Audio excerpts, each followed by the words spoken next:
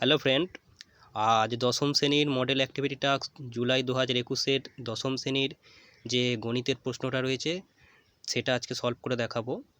প্রথম প্রশ্নটা দিয়েছে, বাস্তব সহগযুক্ত একচল বিশিষ্ট দ্বিঘাত সমীকরণটি হলো।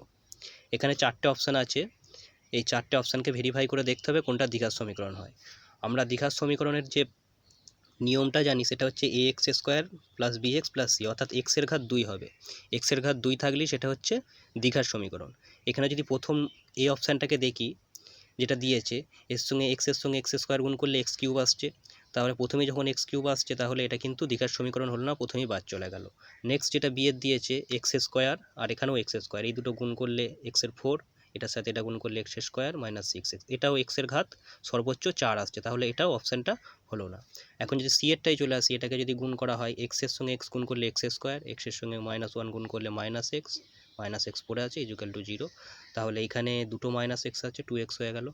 যাই হোক, তাহলে এখানে এক্সের ঘাত যেটা আসছে সেটা 2, তাহলে এই অপশানটা হচ্ছে সঠিক। নেক্সট যেটা ডি এরটা দিয়েছে 2x - 4 ইকুয়াল টু 0, তাহলে 2x সমান কী হবে, -4টা ওদিকে চলে গেলে প্লাস হয়ে গেল, তাহলে এক্সের মান হয়ে গেল 4, দুইটা এদিকে গুণ আকারে আছে, ভাগ আকারে এসে কাটাকুটি হয়ে 2 হয়ে গেল, অর্থাৎ এক্সের মান 2 হয়ে গেল, অর্থাৎ এখানে কোনো ঘাতই আমি এক্সের পেলাম না, তাহলে একমাত্র সি এর অপশানটাই হচ্ছে সঠিক। এখন একের দাগের 2-এর যে প্রশ্নটা দিয়েছে 2x - 2x + 3 = 0, আমরা জানি যে এটা একটা মিডল টার্ম ফ্যাক্টরের সমীকরণটার বীজ দুটো বার করতে বলেছে। যখন দুটো আলাদা আলাদাভাবে, যখন দুটো গুণফল এরকম 0 হয় তখন আমরা আলাদা আলাদাভাবে 0 লিখতে পারি। তাহলে লিখেছি প্রথমটায় 2x - 2 = 0, তাহলে 2x সমান কী হবে, -2টা ওদিকে চলে গিয়ে 2 হয়ে গেল, অর্থাৎ x সমান এদিকে 2টা গুণ আকারে আছে, ওদিকে গিয়ে ভাগ আকারে হয়ে কাটাকুটি হয়ে এক্সের মান 1 হয়ে গেল। আবার যদি এই x + 3টাকে নিই, x + 3 = 0, তাহলে x সমান কত হবে, +3 আছে, ওদিকে গিয়ে -3 হয়ে গেল, তাহলে x এর মান একবার 1 হলো, x এর মান একবার -3 হলো, তাহলে অপশান সি এরটা হচ্ছে সঠিক। আমাদের নেক্সট প্রশ্ন 3 নম্বরে যেটা দিয়েছে, বার্ষিক 10% সরল সুদের হারে 50 টাকার 2 বছরের সুদ ওই একই হারে 100 টাকার 1 বছরের সুদের কি হবে? উত্তরটা হবে ডি, অর্থাৎ সমান। প্রথম ক্ষেত্রে আমরা যেটা জানি যে সরল সুদের ক্ষেত্রে i = PTR/100 হয়, যেখানে আইটা হচ্ছে সুদ, পিটা হচ্ছে আসল, টিটা হচ্ছে সময় বা টাইম, আর আরটা হচ্ছে সুদের হার। আমরা এখানে প্রথম ক্ষেত্রে ধরে নেব 1 ধরে নেব, প্রথমটা সুদের হার R1 ধরবো, সেটা দেওয়া আছে 10%, আসল P1 ধরবো যেখানে দেওয়া আছে 50 টাকা। আচ্ছা, এরপর সময় দেওয়া আছে 2 বছর, T1 ধরেছি, আর তাহলে সুদটা কত হবে, এক্ষেত্রে I1 ধরেছি প্রথম ক্ষেত্রে বলে। তাহলে এখন আমরা কি জানি, i = PTR/100, এগুলো সব 1 দিয়ে করেছি, প্রথম ক্ষেত্রে ধরছি বলে। পিটা ছিল 50, টিটা ছিল 2, আর আরটা ছিল 10, আর নিচে 100, কাটাকুটি করে কত আসছে, 10 টাকা। তাহলে প্রথম ক্ষেত্রে সুদটার পরিমাণ 10 টাকা। এখন দ্বিতীয় ক্ষেত্রে কি বলেছে, দ্বিতীয় ক্ষেত্রে সুদের হারটা একই রাখতে বলেছে। দ্বিতীয় ক্ষেত্রে সুদের হার R2 ধরেছি 10%, আসল বলে দিয়েছিল 100 টাকা, আর সময় T2টা বলেছে 1 বছর, তাহলে I2 অর্থাৎ সুদটা এক্ষেত্রে কত, দ্বিতীয় ক্ষেত্রে, এক্ষেত্রে সব 2 ধরেছি, I2 = P2 R2 T2/100, তাহলে এখানে I2টা হচ্ছে কত, পিটা 100 টাকা, টিটা 1, আর আরটা 10, এখানেও কাটাকুটি করে আসছে 10 টাকা, অর্থাৎ ওই ক্ষেত্রেও সুদটা 10 টাকা এসেছে, দ্বিতীয় ক্ষেত্রেও সুদটা 10 টাকা এসেছে, দুটো ক্ষেত্রেই সুদের হার 10 টাকা, অর্থাৎ উভয় ক্ষেত্রে সুদের পরিমাণ সমান, অর্থাৎ উত্তর হবে ডি। নেক্সট প্রশ্নটা দিয়েছে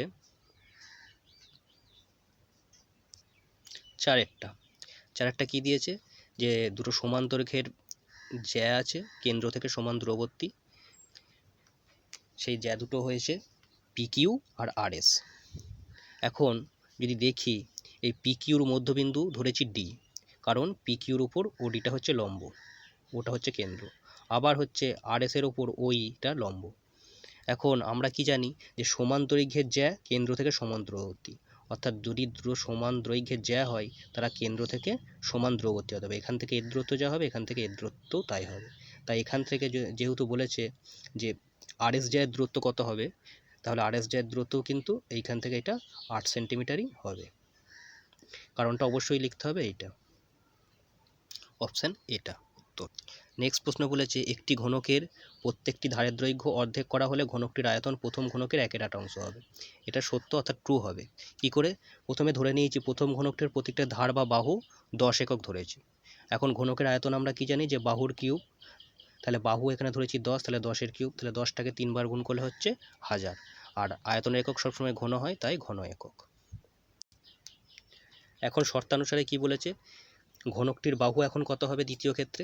দ্বিতীয় ক্ষেত্রে বলেছে অর্ধেক করতে। আগে 10 ছিল, 2 দিয়ে ভাগ করলাম, অর্ধেক করে 5 একক হলো। তাহলে আয়তন কত হবে? সেই বাহুর কিউব, অর্থাৎ 5-এর কিউব, 5টাকে 3 বার গুণ করলে হবে 125।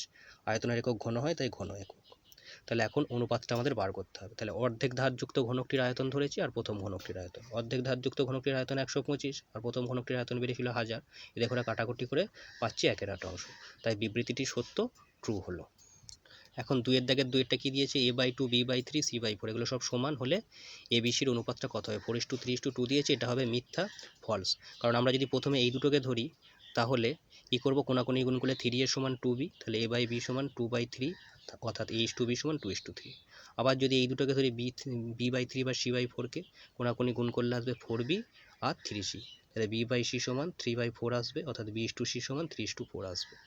এবার এই দুটোকে যদি আলাদা করে লিখে নিই তাহলে আমরা কি জানি অনুপাত কিভাবে বার করতে হয়? এই দুটোর সঙ্গে এর প্রথমেরটা গুণ হবে, আবার এই দুটোর সঙ্গে এর লাস্টেরটা গুণ হবে। অর্থাৎ এই 2-এর সঙ্গে একবার 3টা গুণ করেছি, আবার এই 3-এর সঙ্গেও এই 3টা গুণ করেছি। আবার তাহলে এই 3-এর সঙ্গে এই 3টা গুণ হবে একবার, আবার এর সঙ্গে এর লাস্টেরটা 3টা গুণ হবে। তাহলে অনুপাত আসছে 3-2 6, 3-3 9, 3-3 9 আর 4-3 12। তাহলে এখানে যে বিটা ছিল, বিটা কিন্তু সমান চলে এলো, 6 9 12। তাহলে a/b/2 লিখতে পারি 6 9 12। যদি কাটাকুটি করি কত আসবে? 3 দিয়ে 3-2 6, 3-3 9, 3-4 12। তাহলে অনুপাত আসছে 2:3:4। তাহলে ওরা দিয়েছিল 4:3:2, তাহলে এটা মিথ্যা। এটা বিকল্প পদ্ধতি খুব সহজভাবে করা যায়। সেটা কিভাবে? আমরা যদি এইটাকে ধরে নিই a/2, b/3 বা c/4 সমান কে ধরে নিই, তাহলে a সমান কত হবে? 2k, b সমান হবে 3k আর c সমান 4k। যখন অনুপাতটা বসিয়ে দিই a/b/c, তাহলে 2k 3k 4k, কে এগুলো কেটে গেলে 2:3:4। তাহলে এখানেও কিন্তু অনুপাত 2:3:4 এলো। তাহলে এইটা বিবৃতিটা মিথ্যা বা ফলস। এবার 2-এর 3-এরটা কী দিয়েছে দেখা যাক।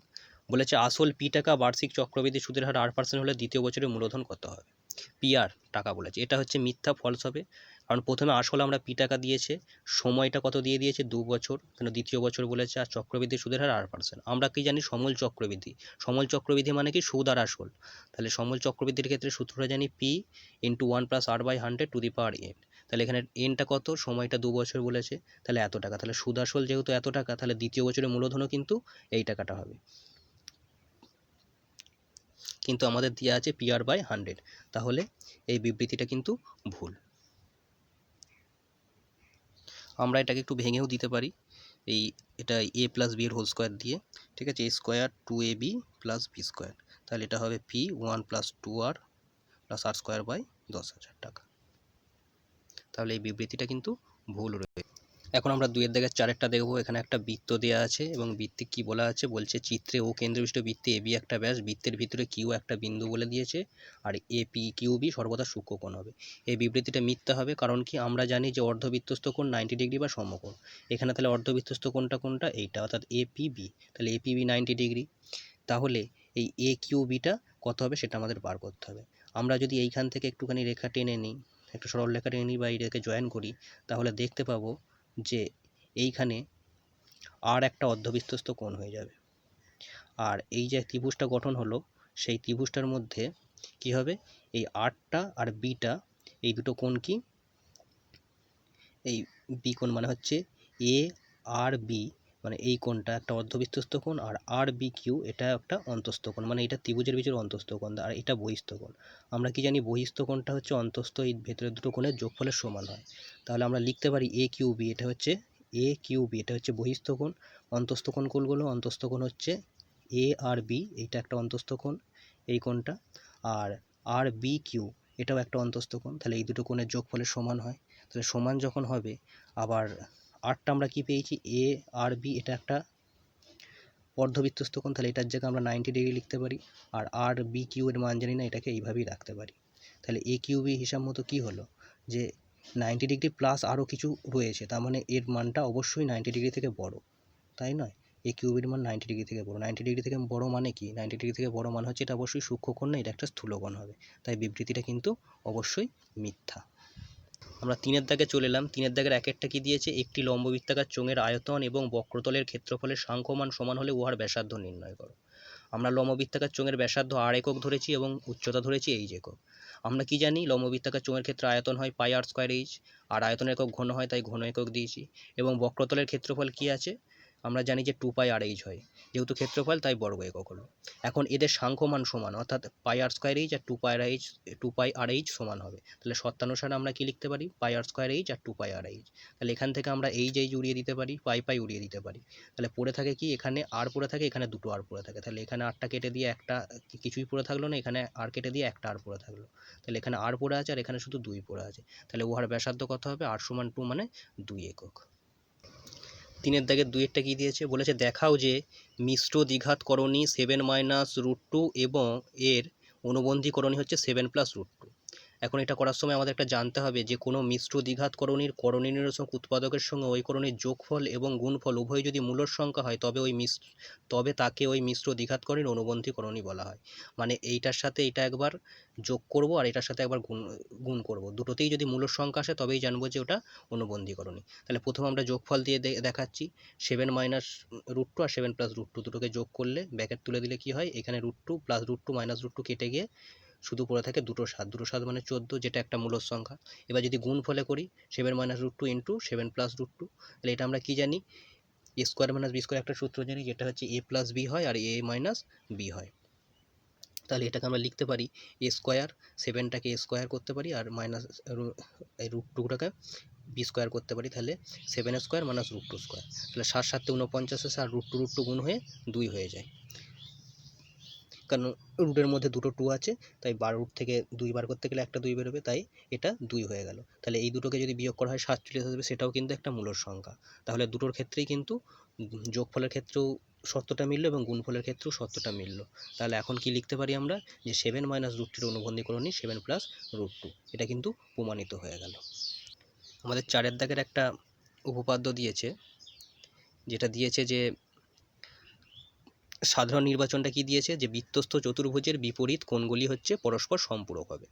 তার মানে হচ্ছে এ আর বি কোণ মিলিয়ে 180 ডিগ্রি সম্পূরক মানে, আর আমরা জানি পূরক মানে এ আর বি মিলিয়ে 90 ডিগ্রি হবে। অর্থাৎ দুটো কোণের যোগফল যখন 90 হবে তটাকে সেটা বলবো পূরক কোণ, আর যখন যোগফলটা 180 হবে তখন বলবো সম্পূরক, মানে দুই সমকোণ যখন হবে।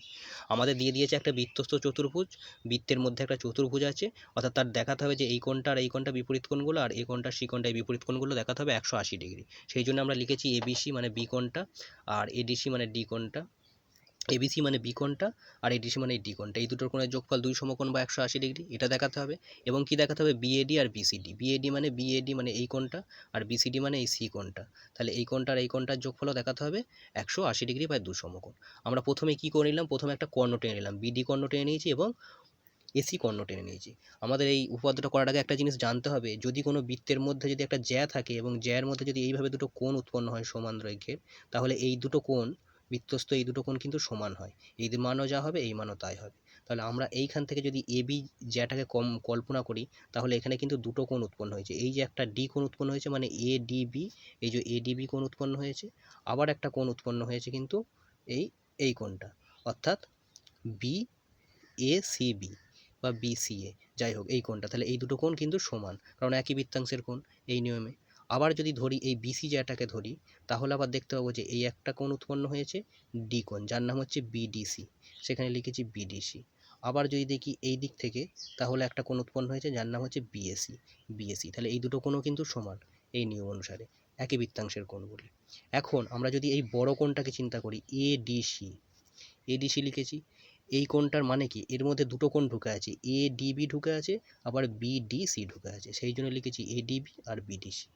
এবার যদি আগের লাইনটা চিন্তা করি, এডিবির মানটা কিন্তু এখানে বার করা আছে এসিবি, তাহলে এডিবির জায়গা আমরা বসিয়ে দিচ্ছি এসিবি। আবার বিডিসির মানটাও কিন্তু আগের লাইনে বার করা আছে, বিডিসির জায়গা বসাতে পারি বিএসি, বসিয়ে দিয়েছি। আর আমাদের প্রমাণ করতে হবে কি, এবিসি আর এডিসি দুই সমকোণ বা 180 ডিগ্রি, সেটাও আমরা লিখে নিয়েছি এবিসি আর এডিসি। আমরা কিন্তু এবিসির মান জানি না, তাই এবিসিকে এবিসিই রেখে দিয়েছি। আর এডিসির জায়গা কী বার করেছি এতক্ষণ ধরে, এসিবি আর বিএসি, তাহলে এই এডিসির জায়গা শুধু বসিয়ে দিয়েছি এসিবি আর বিএসি। এখন যদি লক্ষ্য করা হয় যে এইখানে যে কোণগুলো বেরোলো, একটা এ বিসি মানে এই বি কোণটাকে বোঝাচ্ছে, এ বিসি এই কোণটাকে, এসিবি মানে এই কোণটাকে বোঝাচ্ছে, আবার বিএসি এই কোণটাকে বোঝাচ্ছে, মানে ত্রিভুজের 3টে কোণকে বোঝাচ্ছে। আর ত্রিভুজের 3টে কোণের সমষ্টি আমরা জানি কত হয়, 180 ডিগ্রি বা 2 সমকোণ। তাহলে এইটার সমান আমরা একবারেই লিখে দিতে পারি 2 সমকোণ বা 180 80 ডিগ্রি। আর অনুরূপও কিন্তু এইটা নিয়ে প্রমাণ করা যায় বিএডি বিসিডি সমান 2 সমকোণ। এটা প্রমাণ করার দরকার নেই, এটা শুধু লিখে দিয়েই হবে, প্রুফ লিখে দিলেই আমাদের উপপাদ্যটা হয়ে যাবে। তো থ্যাঙ্কস ফ্রেন্ড, আজ এই পর্যন্তই।